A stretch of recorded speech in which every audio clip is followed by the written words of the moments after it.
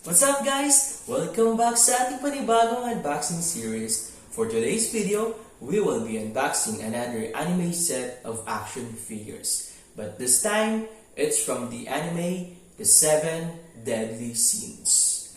So for this episode, we will be unboxing only 2 out of 7 scenes, which is the Scene of Wrath, Meliodas, and the Scene of Greed, Ban. And of course, in addition, we will also be unboxing the Goddess of Deity, which is Elizabeth. So, excited na ba kayo guys? Let's go! Alright guys, so let's get started. So, for this episode ng ating unboxing series, ilalabas na natin sila sa kanilang packaging box, yung ating mga action figures. So, by the way, yung makikita natin ngayon, which is the pop-up parade ng Seven Deadly Sins, is that na-order natin siya online. But, nakita na natin physically ang store, kaya legit yung ating napuntahan and nabilhan. So, by the way, this package po is from San Juan City. So, madami doon ng mga stores talaga for the action figures. So, punta lang kayo guys sa Shopville, sa Green Hills, San Juan. So, madaming choices, madaming shop doon for different kinds of action figures. So, yes! Let's see kung ano yung itsura personally ng ating na-order. So, again, this is pop-up parade lines of action figures.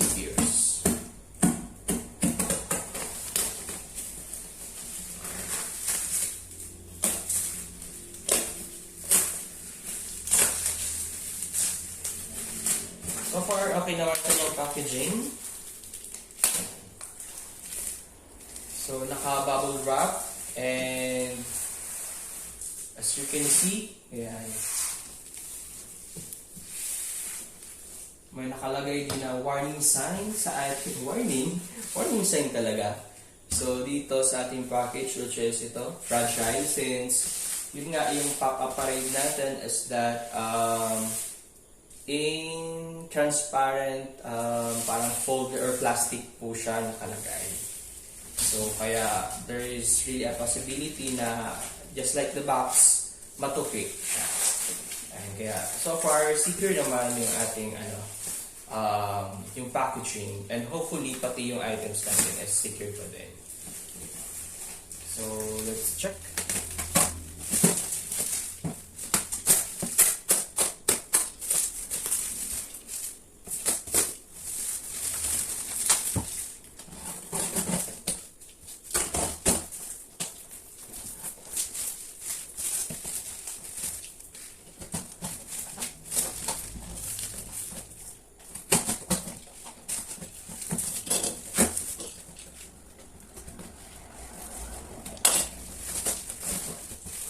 So, ito siya guys.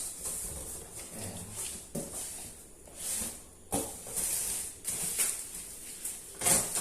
Okay.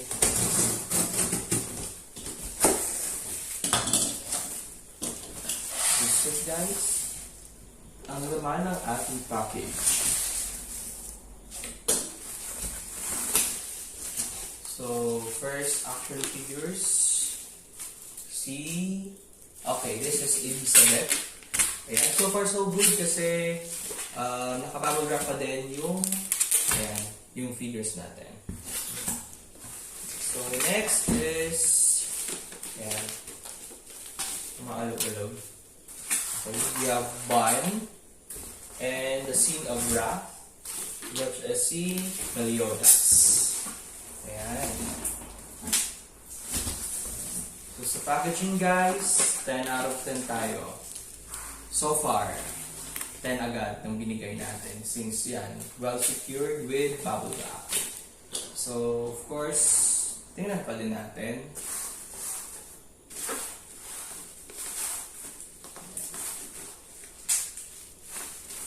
So unahin natin guys, of course, si Elizabeth, followed by Meliodas and Sinan.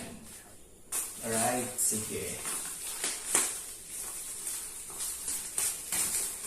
So, first na i-flex natin ay si Elizabeth. Ayan. So, actually, isa siya sa reincarnation ng isang goddess, no?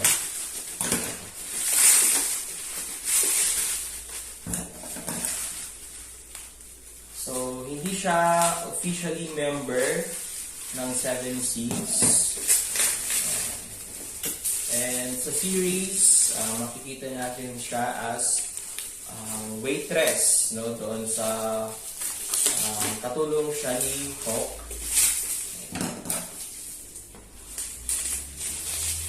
Sa Borja. Doon siya nag-work as waitress.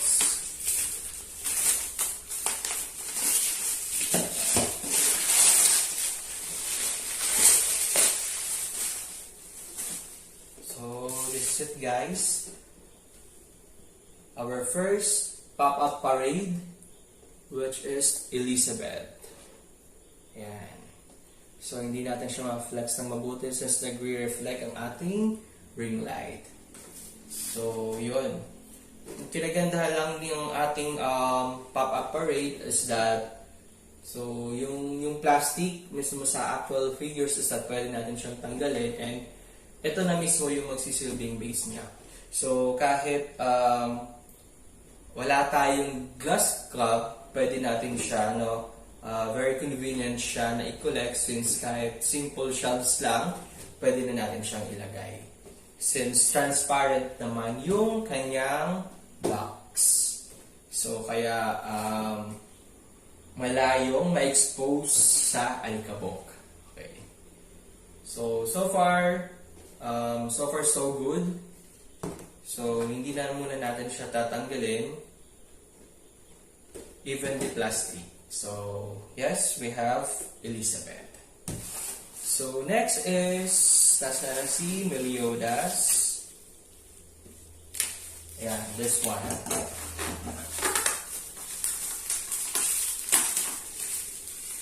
Ang ating Scene of Wrath.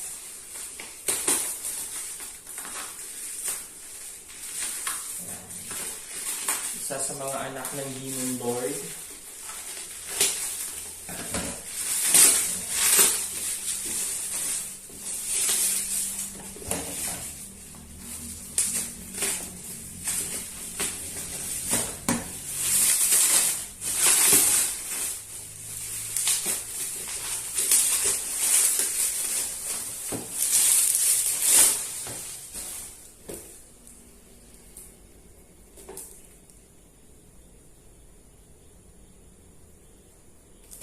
Alright, so this is it, guys, ang ating Scene of Wrath. Yan, Meliodas.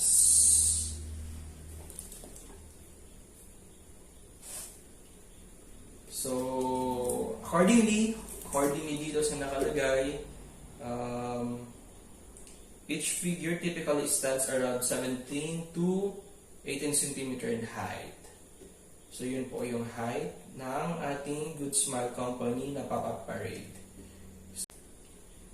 So, accordingly dito sa nakalagay, each figure typically stands around 17 to 18 cm in height. So, yun po yung height ng ating Good Smile Company na pop-up parade. So, and so far, so good. Ayan. Ang lupet din ng figures. So, kahit hindi natin siya, guys, i-totally flex. Ayan siya. Ayan. Nice. So, lastly, of course, we have one. Ang ating Scene of Greed. So, by the way, guys, dito nyo makikita sa series ang true definition, I guess, ng love between a goddess and a demon. Diba? So, kung gusto nyo malaman kung bakit, yan, panoorin nyo na lang po. Available naman sila sa Netflix.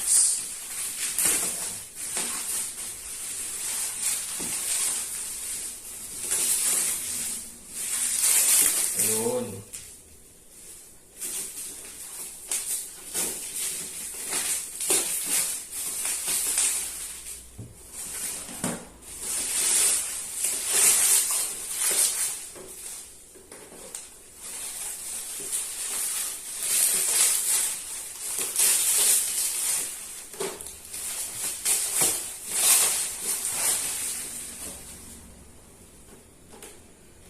So lastly, we have bun. Ayan. So far, ito lang yung may damage, no? So, ito, damage yung kanyang box. Pati dito sa likod. But the action figures itself, okay naman, wala siyang damage. So, siguro na totally damaged lang to during shipment. But during life naman, no, declared naman to ng seller na meron siyang konting damage sa kanyang box. But yun nga, siguro during shipment, na totally damaged din siya. Kaya yung condition ng box medyo hindi na siya okay, hindi na maganda yung guideline. But so far, so good yung kanyang action figure. Satisfied tayo dito, guys. So, ito yung isa din sa mga favorite kong characters sa series na ito.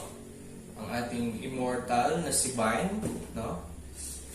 After niyang makuha yung Fountain of Youth ba yun? Basta, it will grant you immortality. Ayan. So, this is it, guys. Ang ating pop-up parade na collection ng 7 deadly scenes. So again, we have Elizabeth, we have Meliodas, and of course, Vine. So looking forward tayo, guys, na na-complete silang 7 scenes, no? And yes, meron siyang available ng, if I'm not mistaken, may magkakaroon ng release by next year, sina Diane, si King, and si Escanor. And hopefully si Gother din, and si Merlin magkaroon din. And si Hawk naman, may nakita na sana tayo, however, ano siya, masyadong rare. Kaya hopefully magkaroon ng production noon para at least ma-complete natin yung set ng characters ng 7 deadly scenes. Alright, so this is it, guys, ang ating pop-up parade by Good Smile Company. Alright, guys, for more unboxing series, please don't forget to subscribe, hit on the notification bell para to stay updated ka sa ating unboxing series. Once again, thank you so much, guys, and goodbye! 鳴りやまぬ愛を叫ぶよすべてを抱いてここにいるんだ光はそこにあるよ譲れない